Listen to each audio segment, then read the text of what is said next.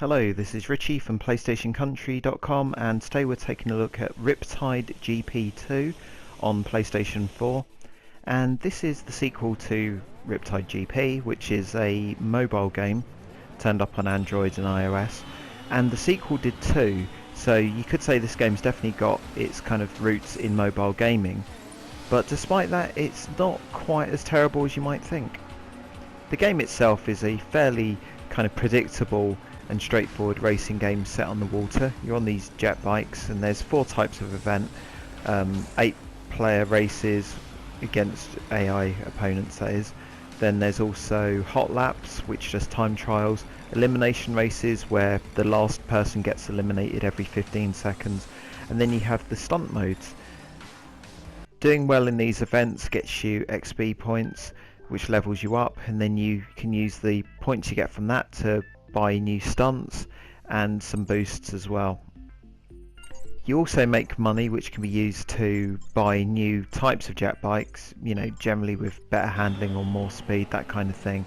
But apart from that, there's no real depth to the game. So on the water, the action's pretty straightforward. Right trigger's going to accelerate you, left trigger's going to brake. Doesn't work great, and you end up kind of flying into walls like I just did there. And obviously you steer with the left stick. There's also the sort of tricking or stunt system, so when you get air you can do a few movements with both sticks, and that will give you some tricks. You can upgrade those to get kind of more advanced tricks, but essentially these are used to earn boost, which gives you a little bit of an advantage during races. The controls aren't great, they are a little bit spongy. I mean, you are on the water, so that's fair enough, but as you can see, there's me kind of crashing into walls again.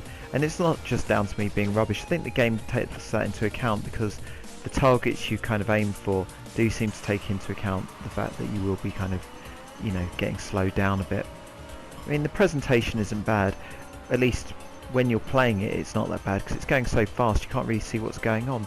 When you're editing videos like this, you can actually see that the crowd textures are pretty bad and maybe things aren't that impressive, but it does a job, and it runs at a fair old clip as well, which is good. It certainly lacks innovation, and it sort of lacks kind of the heart that you get from something like Hydro Thunder. There's a few nice sort of touches like that little UFO kind of jump that you do there and things like that, but those are kind of few and far between. But overall I do like the game, and that's just down to the fact that it had a really nice tight challenge to it. I played this for quite a few days before I got the platinum on it, and it did get pretty tricky, but I enjoyed it. So check it out, and check us out on PlayStationCountry.com. This guy's got a proper moody boat and all.